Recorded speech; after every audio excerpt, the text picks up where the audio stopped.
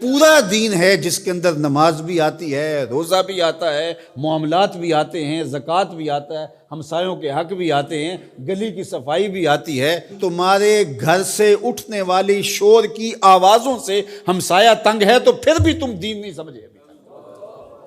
جنت کی جو تعریف کی گئی ہے، مولوی صاحب تو اکثر حوروں کا ذکر کرتے ہیں، لیکن جنت کی تعریف میں ایک جملہ قرآن نے یہ بیان کیا، لا یسمعون فیہا لغوا ولا تاثیما۔ جنت ایسا خوبصورت مقام ہوگا جہاں آپ کو ایسی آواز سننے کو نہیں ملے گی جو تم سننا نہیں چاہتے۔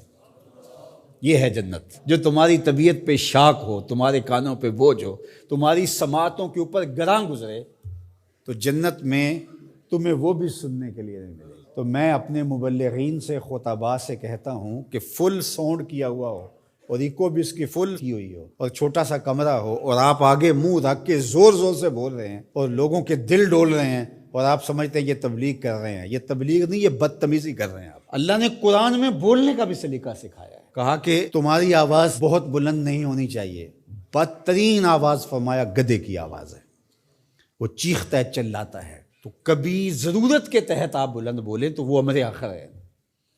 آپ نے دور تک لوگ ہیں اور آواز دینی ہے، یا جنگوں کے اندر رجز پڑے جاتے تھے، وہ ایک الگ بات ہے، لیکن عمومی طور آپ جب لوگوں سے ہم کلام ہو رہے ہوں تو آپ کی آواز لوگوں کے کانوں پہ شاک نہ گزرے، اذیت نہ گزرے۔ بعض اوقات خطیب حضرات جب چپ ہوتے ہیں تو ایسے جیسے سکون مل رہا ہوتا ہے، اور جب بول رہے ہوتے ہیں جس طرح قیامت توڑ رہے ہیں۔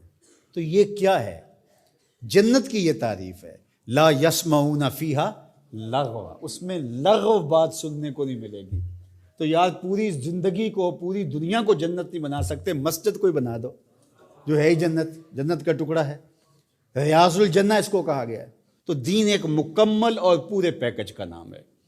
تو ہم نے کسی نے ایک پہلو کو لے لیا، کسی نے دوسرے پہلو کو لے لیا، کسی نے لباس کو دین سمجھ لیا اور کسی نے جو ہے وہ کسی اور چیز کو، کوئی حقوق العباد پہ رک گیا اور اس نے حقوق اللہ کی نفی کر دی۔ یہ بات ذہن میں رکھیے، حقوق اللہ حقوق العباد سے فائق ہیں۔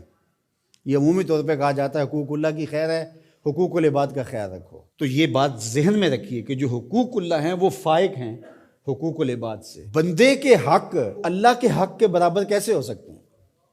لیکن جو زور دیا گیا ہے وہ اس لیے دیا گیا ہے کہ اللہ تو کریم ہے، معاف کر دے گا، تو بندہ معاف نہیں کرے گا، اس لیے کہا کہ ذرا اس سے یہی معاف کروا لو، یہ معاف کرے گا تو کام بنے گا، اور وہ ہے، وہ تو کریم ہے تو وہ معاف کر دے گا۔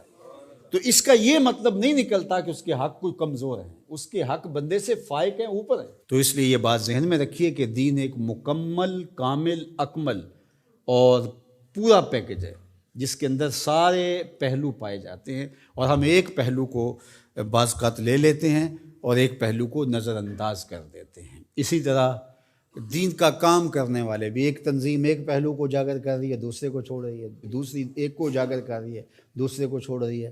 تو ایسا نہیں ہے۔ ہاں، کسی بندے کی مہارت کسی ایک شعبے میں ہو تو ظاہر ہے وہ شعبے کے اندر کام کرے تو وہ ایک الگ بات ہے، لیکن وہ باقیوں کی نفی کر رہا ہے اور جو وہ کر رہا ہے اس کو کہتا ہے کہ اس کے علاوہ دین ہی نہیں ہے، تو وہ دین کو سمجھا ہی نہیں ہے۔ تو دین جو ہے وہ پورے نظام کا نام ہے۔